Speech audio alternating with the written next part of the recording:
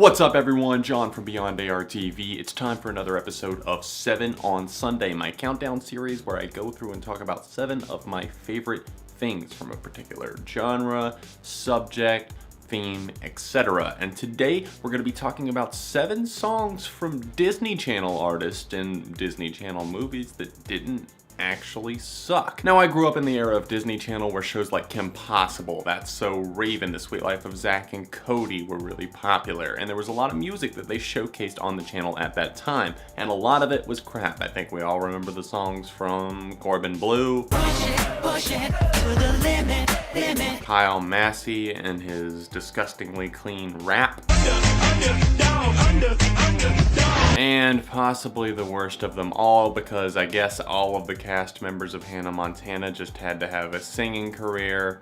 Mitchell Musso. Don't you ever give up on your dreams, no matter how hard things around you seem. You gotta keep your head on what you do today. Keep holding on. What I'm hinting at is that it got a little out of hand how many people they were trying to make into singing stars, especially in that decade. I would say between 2000 and maybe 2010. Hannah Montana being one of the last like huge cultural phenomenons I feel like to come out of Disney Channel. We haven't had another High School Musical or another Camp Rock even. And while I didn't particularly love any of those movies, I think that they're definitely good, solid childhood films that I think people up into their early teenage years will probably still enjoy. And there's music that can be lifted from those artists that appeared maybe in those movies, featured a song on the soundtrack, and I'm just showcasing that no, these aren't like 7 of my favorite songs of all time, but it wasn't total pure crap. Some of the songs were actually pretty solid, and while maintaining a family-friendly feel, still managed to be pretty awesome. Did you ever let go? Did you ever not know? I'm not gonna stop, that's who I am. I'll give it all I got, that is my plan. Will I find what I lost? You know you can. Bet on it, bet on it, bet on it, bet on it. The first song to appear on my list is one that I still know every word of to this day. My friends and I were pretty into High School Musical back in the day. That's probably pretty surprising for you guys. Believe it or not, I was actually pretty into the High School Musical franchise back in the day, and while that's definitely faded with time, it's just really silly to me. I still like some of the songs that came from that. I mean, Scream, performed by EFRON, was great in the 3rd film, I believe it was.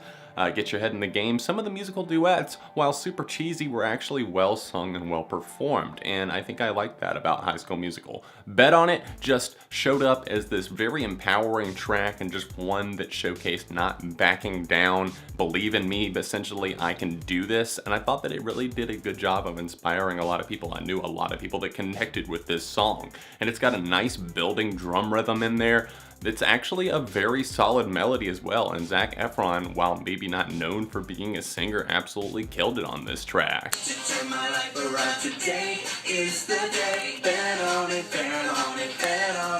How about this? 500 likes on this video and I'll release a full lip sync video on my Facebook page. Yeah, that's pretty good motivation right there.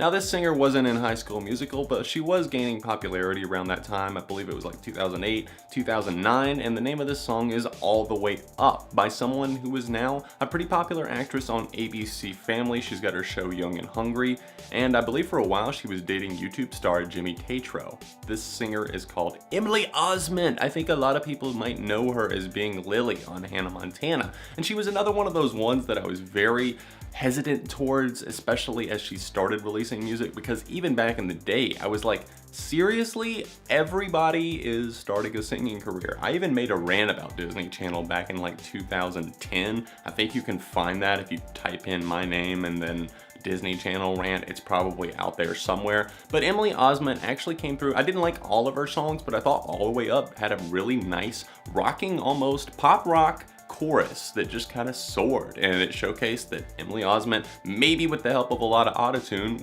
came across as a pretty convincing singer. And this is one of those songs that just kind of made me like sit back and I was like, all right, I'm putting my argument to rest. I'm sorry, I was wrong.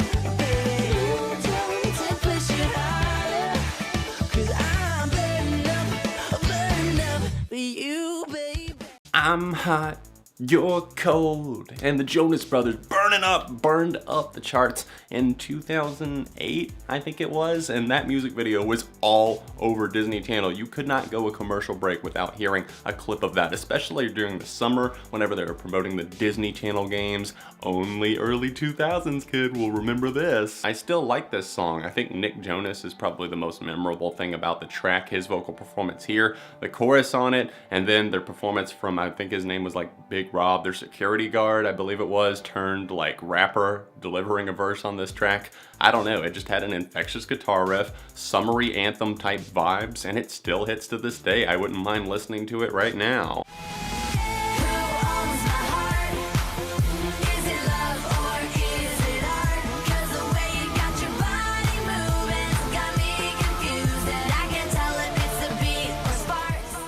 As you guys probably know, I'm not a huge supporter of Miley's personal life, especially these days. It seems like she's gone a little bit off the deep end, but hey, she's living life, I guess, however she wants to, and that's completely fine. I'm not one to judge. But Miley, over the years, has put out a lot of quality music. Not Miley Cyrus and the Dead Pets. I'm talking about before that era. I mean, even some tracks on bangers. And before she made the transition into that full-fledged adult and total rebellion phase, she had a transitional record with Can't Be Tamed in 2010. Hannah Montana didn't go off the air until January 2011, so that's why I feel this song is eligible for the list. And it's probably my favorite Miley Cyrus track. It's called Who Owns My Heart, and it saw production, once again, a frequent collaborator from the Rock Mafia. I feel like on this song in particular, Miley's voice really stuck. It kind of had that dark building feel to it, and that explosive production on the chorus really just made this, I thought, one of the best pop songs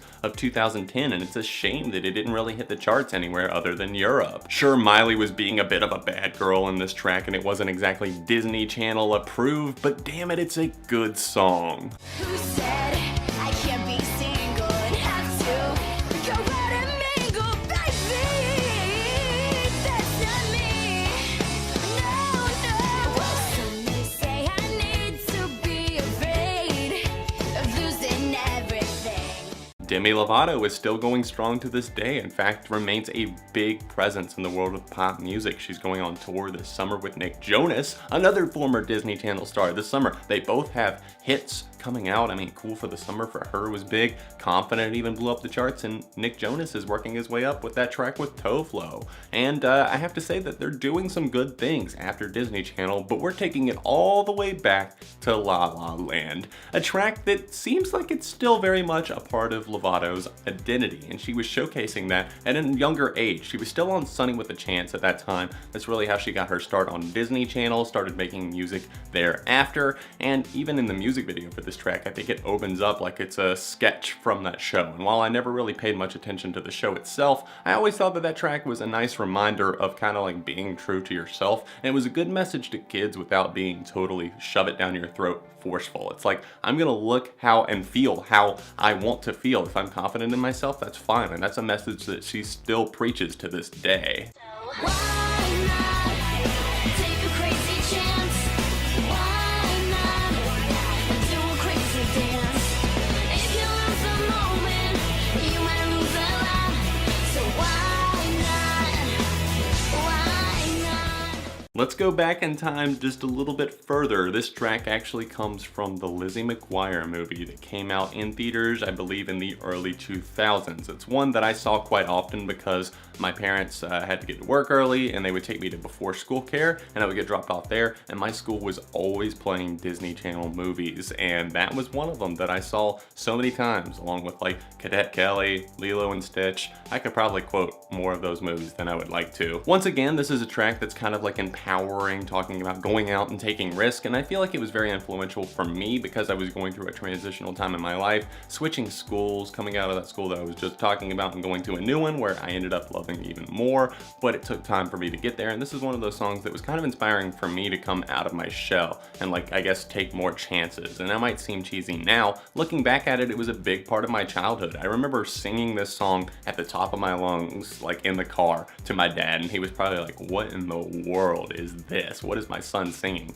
But at the same time, he was very supportive of it, and I'm grateful for that, and I'm grateful for this song in an odd way. Were you right? Was I wrong? Were you